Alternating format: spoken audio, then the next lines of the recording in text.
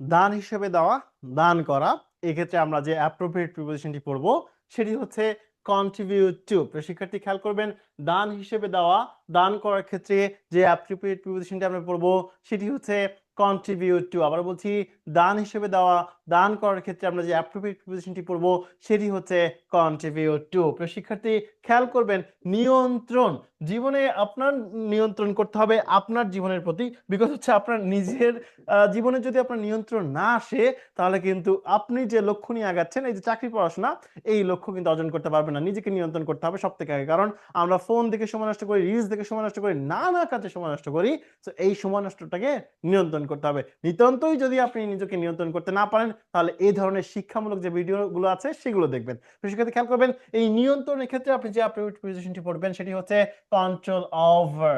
Control over. তো দান হিসেবে দেওয়া, দান করার ক্ষেত্রে আমরা পড়বো কন্ট্রিবিউট টু, আর নিয়ন্ত্রণের ক্ষেত্রে আমরা পড়বো কন্ট্রোল ওভার। নির্ভর, প্রিয় শিক্ষার্থী, নির্ভর করা। এই নির্ভর করার ক্ষেত্রে যে অ্যাপ্রোপ্রিয়েট পজিশনটি আমরা পড়বো সেটি হচ্ছে কাউন্ট অন, কাউন্ট আপন। কাউন্ট অন, কাউন্ট আপন। শিক্ষার্থী, নির্ভর করার পরে ব্যাংকের উপর যদি আপনি নির্ভরশীল হন এবং নির্ভর করার পরেই আপনি সেখানে টাকা জমা রাখবেন। কারণ যে ব্যাংকের নির্ভরশীলতা নেই, যে ব্যাংকের আস্থাশীলতা নেই, যে ব্যাংকের বিশ্বাসযোগ্যতা নেই, সেখানে কিন্তু কেউ টাকা জমা রাখে না।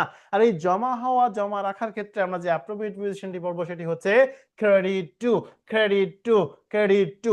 জমা রেখে, অনেক ব্যাংকে টাকা জমা রেখে অনেকে আশ্বস্ত থাকে, আর অনেকে আশ্বস্ত থাকতে পারে না, টাকা নিয়ে টেনশনে থাকে। আর এই আশ্বস্তের ক্ষেত্রে আমরা যে অ্যাপ্রোপ্রিয়েট পজিশনটি পড়বো সেটি হচ্ছে কনভিন্স।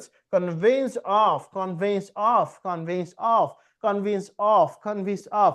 আর যদি গঠন হয়, গঠিত হয়, সেক্ষেত্রে আপনি মনে রাখবেন কনসিস্ট অফ। এটি কিন্তু খুবই ইম্পর্টেন্ট একটি অ্যাপ্রোপ্রিয়েট প্রিপোজিশন। সো এটিকে ট্রিপল স্টার কিন্তু মার্ক করতে পারেন। শিক্ষার্থী, নিহিত থাকা। এই নিহিতর ক্ষেত্রে আপনি যে অ্যাপ্রোপ্রিয়েট প্রিপোজিশনটি পড়বেন সেটি হচ্ছে কনসিস্ট ইন। Consist in. তাহলে গঠিতর ক্ষেত্রে কনসিস্ট অফ, আর নিহিতর ক্ষেত্রে কনসিস্ট ইন। মোস্ট ইম্পর্টেন্ট দুটি অ্যাপ্রোপ্রিয়েট প্রিপোজিশন, এটিকেও আপনি ডাবল স্টার মার্ক করতে পারেন। শিক্ষার্থী, গঠিত আরেকবার বলছি কনসিস্ট অফ, নিহিত আরেকবার বলছি সেটি হচ্ছে কনসিস্ট ইন। সংশ্লিষ্ট বা সম্পৃক্ত, সেক্ষেত্রে আপনি বলছেন concerned with, concerned with, concern with, concern with. উদ্বিগ্ন ক্ষেত্রে আপনাকে বলতে হবে কনসার্ন ফর। উদ্বিগ্ন ক্ষেত্রে বলতে হবে কনসার্ন ফর। মেনে নেওয়া। আর এই মেনে নেওয়ার ক্ষেত্রে যে অ্যাপ্রোপ্রিয়েট প্রিপোজিশনটি ব্যবহার করতে হবে সেটি হচ্ছে complied. Complied with, complied with, complied with, complied with. মেনে নেওয়া। প্রিয় শিক্ষার্থী, মেনে নিতে হবে অনেক বৈসাদৃশ্য, আর এই বৈসাদৃশ্যপূর্ণ তুলনা মানে অমিলের তুলনা, মানে মিল নেই যে তুলনায়, সেটি হচ্ছে কম্পেয়ার টু। কম্পেয়ার টু, বৈসাদৃশ্য। প্রিয় শিক্ষার্থী খেয়াল করবেন, বৈসাদৃশ্য তুলনা, সেক্ষেত্রে বলতে হবে কম্পেয়ার টু। আরেকবার বলছি, দান হিসেবে দেওয়া, দান করা, বলতে হবে কন্ট্রিবিউট টু। নিয়ন্ত্রণের ক্ষেত্রে বলতে হবে কন্ট্রোল ওভার। নির্ভর করার ক্ষেত্রে আপনাকে বলতে হবে কাউন্ট অন বা আপন। জমা হওয়ার ক্ষেত্রে বলতে হবে ক্রেডিট টু। আশ্বস্তর ক্ষেত্রে আপনাকে বলতে হবে কনভিন্সড অফ। গঠিত কনসিস্ট অফ।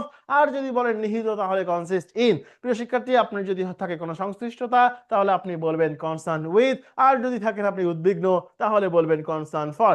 যদি মেনে নিতে পারেন তাহলেই বলবেন কমপ্লাইড উইথ। কিন্তু যদি বৈসাদৃশ্যপূর্ণ তুলনা হয়ে যায়, তাহলে আপনাকে বলতে হবে কম্পেয়ার টু।